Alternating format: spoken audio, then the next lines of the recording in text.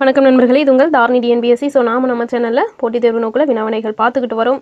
So book வைஸாக 30 questions பார்த்துட்டு வரோம். ஆல்ரெடி 9th பார்த்தோம் அப்படின்னா முதல் இயல், 2வது இயல், 3வது இயலில் வினாக்கள் பார்த்துட்டு வந்தோம். ஸோ இன்றைக்கி பார்த்தோம் அப்படின்னா 9ஆம் வகுப்பு 4வது இயலில் இருந்து முக்கியமான 30 வினாக்கள் பார்க்கலாம் வாங்க. ஸோ இதே மாதிரி இம்பார்ட்டண்டான கொஷினுக்கு மறக்காமல் நம்மளுடைய சேனலை சப்ஸ்கிரைப் பண்ணிக்கோங்க.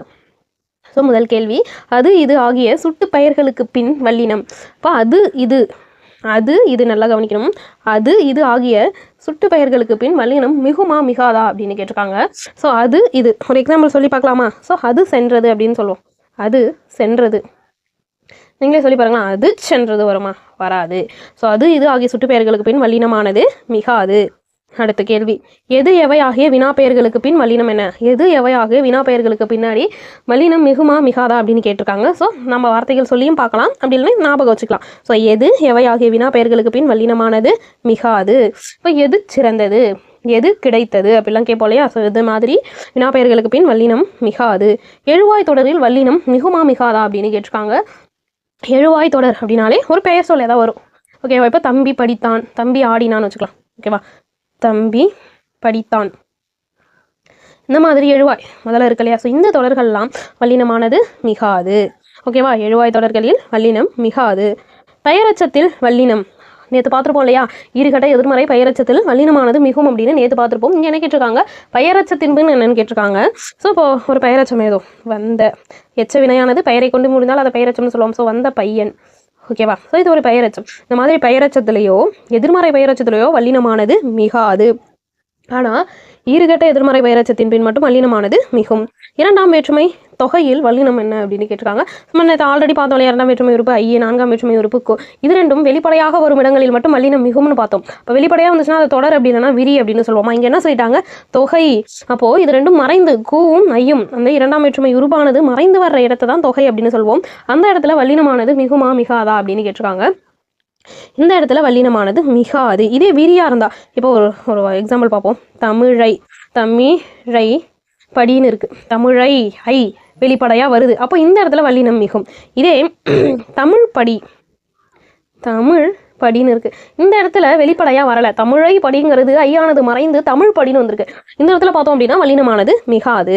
அப்போ 2 மற்றும் 4ஆம் வேற்றுமை தொகைகளில் வல்லினமானது மிகாது. தொடர்களில், அதாவது வெளிப்படையா வர தொடர்களில் வல்லினம் மிகும். வினைத்தொகையில் வல்லினம் மிகுமா மிகாதா அப்படின்னு கேட்டிருக்காங்க. ஸோ வினைத்தொகை அப்படின்னா என்னது? 3 காலத்தையும் காட்டுமா? காலம் கடந்த பெயரச்சத்தை வினைத்தொகை சொல்லுவோமா? ஸோ அதனால என்ன சொல்றாங்க? வினைத்தொகையில வல்லினம் மிகாது. வினைத்தொகை அப்படிங்கிறது 3 காலத்தையும் காட்டுமா? இப்போ குடி தண்ணீர், குடி தண்ணீர், இது வினைத்தொகையான இது வந்து முக்காலத்தையும் காட்டக்கூடியது. ஸோ குடித்த தண்ணீர், குடிக்கின்ற தண்ணீர், குடிக்கும் தண்ணீர் அப்படின்னு 3 காலத்தையும் காட்டக்கூடியதாக அமைக்கும். ஸோ இதே மாதிரி வினைத்தொகைகளில் வல்லினமானது மிகாது. படி என முடியும் வினை அச்சங்களுக்கு பின் வல்லினம் மிகுமா மிகாதா? இப்போ படி அப்படின்னு வினை அச்சம்னு சொல்றாங்க. ஸோ படி முடிகிற பேர் என்ன சொல்லலாம்? வரும் படி சொன்னார். ஸோ வரும் படி சொன்னார், வரும்படி சொன்னார்.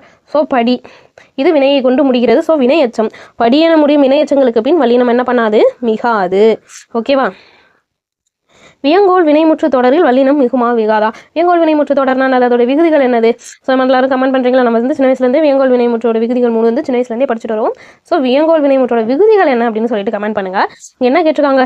வியங்கோல் வினைமுற்று தொடரில் வல்லினமானது மிகுமா மிகாதா அப்படின்னு கேட்டிருக்காங்க. ஸோ மிகாது.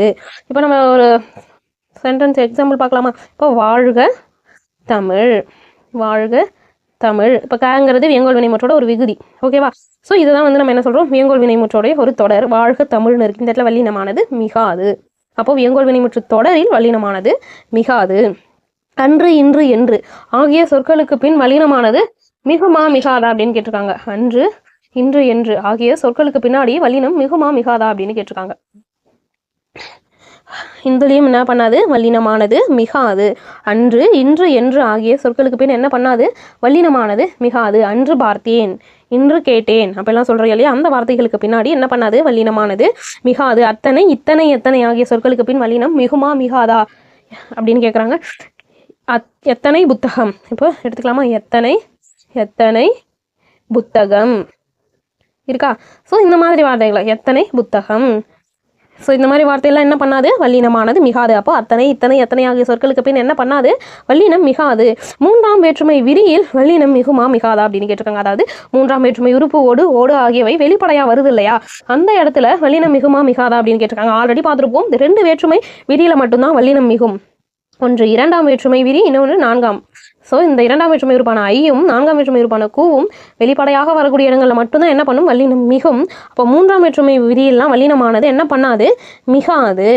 இப்போ எண்ணோடு செல், இங்கே ஓடு வருதா, எண்ணோடு செல். ஸோ அந்த இடத்துல என்ன பண்ணாது? வல்லினமானது மிகாது. விழித்தொடரில் வல்லினம் மிகுமா மிகாதா அப்படின்னு கேட்டிருக்காங்க. ஸோ நண்பா வான்னு சொல்கிறோமா, ஸோ நண்பா வா, இந்த இடத்துல நம்ம விழித்து அழைக்கிறோமா, இந்த இடத்துல என்ன பண்ணாது? வல்லினமானது மிகாது. விழித்தொடரில் வல்லினமானது மிகாது. உண்மை தொகையில் வல்லினம் மிகுமா மிகாதா அப்படின்னு கேட்டிருக்காங்க. உண்மை தொகைனா என்னது? விகுதி மறைந்து வருமா. இப்போ நம்ம தாய் தந்தை அப்படின்னு சொல்லுவோமா, ஸோ தாய் தந்தை இரவு பகல்லாம் சொல்கிறோம் இல்லையா, இதான் உண்மை தொகை. அதாவது தாயும் தந்தையும்னு இருக்கிறது தாய் தந்தை அப்படின்னு வந்து உண்மை தொகையில் சொல்லிடுவோம். விகுதி வெளிப்பட்டு வந்தால் அதை எண்ணுமையில் சொல்லிடுவோம். ஸோ இந்த மாதிரி உண்மை தொகையில் அந்த விகுதி மறைந்து வருவதால் அதை உண்மை தொகைன்னு சொல்கிறோம். இதில் வல்லினமானது என்ன பண்ணாது? மிகாது.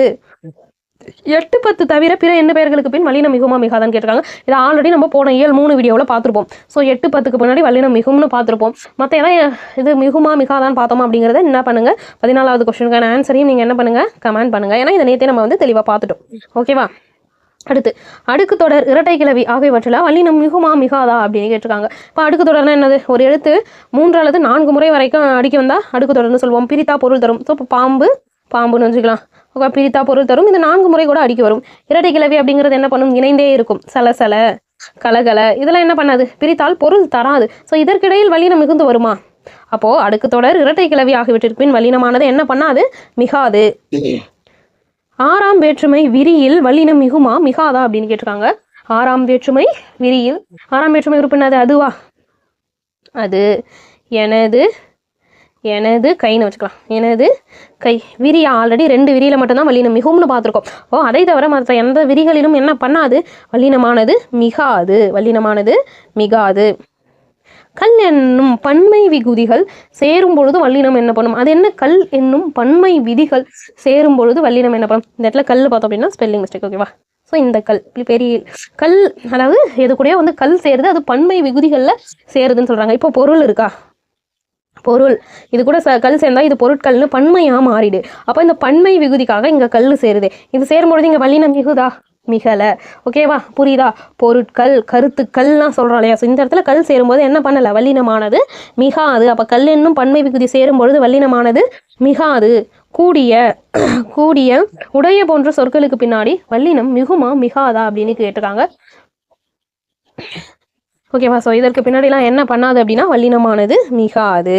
ஓகேவா? இதற்கு பின்னாடி வல்லினமானது மிகாது. இப்போ கூடிய காலம், வரக்கூடிய காலம் அப்படிலாம் சொல்லுவோமா? கூடிய காலம், வரக்கூடிய காலம் அப்படின்னு சொல்லுவோமா?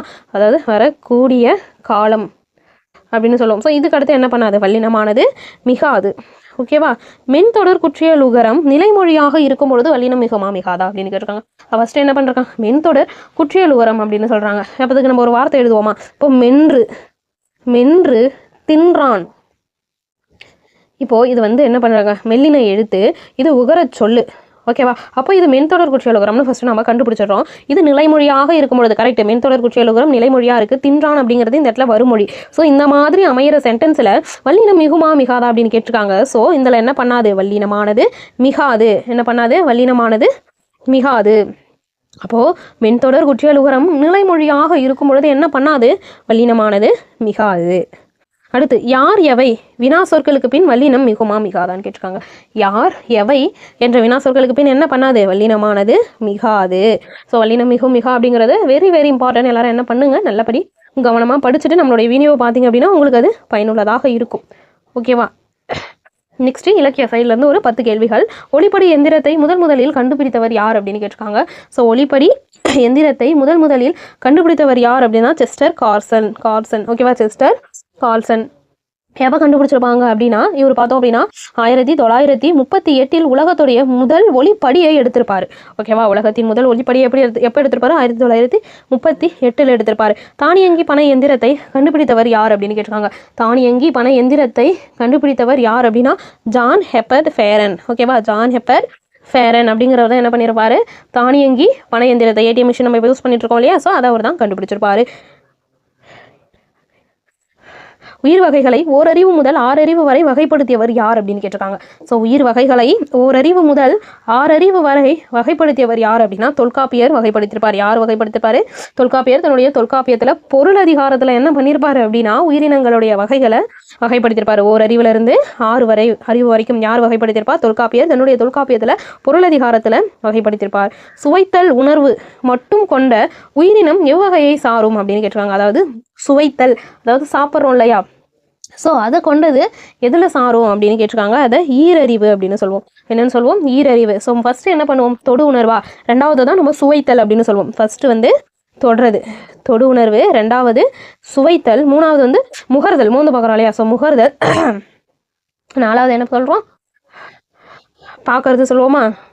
ஸோ 5 வந்து கேட்டல், 6 வந்து நம்மளுடைய அறிவு, நுண்ணறிவு, அதான் 6ன்னு சொல்லுவோம். இதில் சுவைத்தல் அப்படிங்கிறது ஃபஸ்ட்டு வந்து தொடு உணர்வு மட்டும் வரும். ரெண்டாவது தொடு உணர்வோடு சேர்ந்து சுவைத்தலும் வரும், அதுதான் ஈரறிவு. ஸோ ஈரறிவுக்கு எக்ஸாம்பிள் பார்த்தோம் அப்படின்னா சிப்பி நத்தையெல்லாம் இருக்கு இல்லையா, ஸோ சிப்பி நத்தையெல்லாம் என்ன சொல்லுவோம்? ஈரறிவு உள்ள உயிரினங்கள் அப்படிங்கிற வகையில் சொல்லுவோம். ஓகேவா. எறும்புகள் கரையான் எவ்வறிவு வகை உயிரினங்கள். அப்போ எறும்பு கரையான்லாம் எந்த வகை உயிரினங்கள் அப்படின்னு கேட்டிருக்காங்க. ஸோ எறும்பு கரையான் அப்படின்னு பார்த்தோம்னா எறும்புக்கும் என்ன சொல்லுவோம்? நம்ம நாய் மாதிரியே மோப்ப சக்தி அதிகம்னு சொல்லுவோமா. அப்போ ஃபஸ்ட்டு பார்க்கும்போது தொடு உணர்வு, ரெண்டாவது பார்க்கும்போது சுவைத்தல், 3ல் தான் என்ன வரும்? முகர்தல், சுவாசிக்கிறதுலாம் வரும். ஓகேவா. ஸோ மோப்ப சக்தி, நுகர்தல் வரும் இல்லையா. அப்போ இது 3ம் சேர்ந்தது தான் 3 அறிவு. அப்போ எறும்பு கரையான்லாம் எதில் வரும்? 3 அறிவில் வந்துடும். ஓகேவா. இந்திய விண்வெளி திட்டத்தின் தந்தை என்று போற்றப்படுபவர் யார் அப்படின்னு கேட்டிருக்காங்க. யார் அப்படின்னா விக்ரம் சாராபாய். விக்ரம் சாராபாய் தான் என்ன பண்ணியிருப்பார்? இந்திய விண்வெளி மையம் அமையறதுக்கு உதவியாகவும் இருந்திருப்பார். ஸோ இவர் தான் இந்திய விண்வெளி திட்டத்தின் தந்தை அப்படின்னு அழைக்கப்படுறவர் விக்ரம் சாராபாய். இஸ்ரோ அமைப்பின் 9வது தலைவராக பணியாற்றியவர். இஸ்ரோ அமைப்பின் 9வது தலைவராக பணியாற்றியவர் யார் அப்படின்னா டாக்டர் சிவன். ஓகேவா. டாக்டர் கைலாச வடிவு சிவன் அப்படின்னு சொல்கிறோமா. இவர் தான் இஸ்ரோடைய 9வது தலைவராக இருந்தவர். மட்டும் இல்லாமல் தமிழகத்தில் இருந்த முதல் தலைவர். அதாவது இஸ்ரோவில் ஆல்ரெடி வேலை செஞ்சுருப்பாங்க, ஆனால் தலைவராக இருந்தவர் யார் அப்படின்னா முதல்ல இவர் தான். ஓகேவா. தமிழ்நாட்டில் இருந்து முதல்ல தலைவராக இருந்தவர் யார்? டாக்டர் சிவன். எத்தனாவது தலைவர் அப்படின்னா இஸ்ரோவில் இவர் 9வது தலைவராக பணியாற்றியிருப்பார். 2015 தமிழக அரசின் அப்துல் கலாம் விருதை பெற்ற முதல் அறிவியல் அறிஞர் யார்? அப்போ 2015 தான் அப்துல் கலாம் விருது கொடுத்துருக்காங்க. அதை முதலில் பெற்ற அறிவியல் அறிஞர் யார் அப்படின்னு கேட்டிருப்பாங்க. ஸோ வளர்மதி அப்படிங்கிறவங்க தான் இந்த விருதை பெற்றிருப்பாங்க. யார் பெற்றிருப்பாங்க? வளர்மதி. இவங்க பார்த்தோம் அப்படின்னா ரிசார்ட் 1 அப்படிங்கிற திட்ட இயக்குனராக பணியாற்றிருப்பாங்க. ஸோ அதற்காக தான் என்ன பண்ணியிருப்பாங்க? இந்த விருதையும் வாங்கியிருப்பாங்க. யார்? வளர்மதி. இந்தியாவின் ஏவுகணை மனிதன் என்று அழைக்கப்படுறவர் யார்? ஸோ இந்தியாவின் ஏவுகணை மனிதன் அப்படின்னு அழைக்கப்படுறவர் நம்ம எல்லாருக்குமே தெரிஞ்சிருக்கும். மறக்காமல் என்ன பண்ணணும்? இதோட ஆன்சர் எல்லாரும் கமெண்ட் பண்ணுங்க. ஓகேவா. ஏவுகணை மனிதன் அப்படின்னு அழைக்கப்படுறவர் யார்? ஓஎன் சமகால தோழர்களை கவிதையின் ஆசிரியர் யார் அப்படின்னு கேட்டிருக்காங்க. ஸோ இதோட ஆசிரியர் யார்? வைரமுத்து அவர்கள் தான் ஓஎன் சமகால தோழர்களை அப்படிங்கிற கவிதை நூலுடைய ஆசிரியர். இவர் என்ன பண்ணியிருப்பார் அப்படின்னா கள்ளிக்காட்டு இதிகாசம் அப்படிங்கிற புதினத்திற்காக சாகித்ய அகாடமி விருது வாங்கியிருப்பார். வைரமுத்து எதற்காக சாகித்ய அகாடமி விருது வாங்கியிருப்பார்? கள்ளிக்காட்டு இதிகாசம் அப்படிங்கிறவங்களுக்காக சாகித்ய அகாடமி விருது வாங்கியிருப்பாங்க. ஸோ இன்னைக்கு அதுக்கான 30 கேள்விகள் முடிஞ்சிருச்சு. ஸோ எல்லாரும் என்ன பண்ணுங்க, 9th 7-4 படிச்சுட்டு நம்மளுடைய வீடியோவை பாருங்கள். இதை பார்க்கும்போது உங்களுக்கு ஒரு டெஸ்ட் மாதிரி இருக்கும். ஓகேவா. ஸோ இதோட ஆன்சரையும் நாங்கள் என்ன பண்ணியிருக்கோம் அப்படின்னா இதற்கு கீழே கொடுத்துருக்கோம். அதற்கான விளக்கமும் இதுக்கு கீழே இருக்குது. ஓகேவா. பிடிஎஃப் நாங்கள் என்ன பண்ணுறோம்? டிஸ்கிரிப்ஷனில் கொடுக்குறோம். எல்லாருக்கும் டவுன்லோட் பண்ணிக்கோங்க. ஸோ இது மாதிரி இம்பார்ட்டண்டான வீடியோக்கு மறக்காமல் நம்மளோட சேனலை சப்ஸ்கிரைப் பண்ணுங்கள், லைக் பண்ணுங்கள், ஷேர் பண்ணுங்கள், கமெண்ட் பண்ணுங்கள். ஸோ இதே மாதிரி இன்னொரு முக்கியமான வீடியோக்களை உங்களை சந்திக்கிறேன். நன்றி.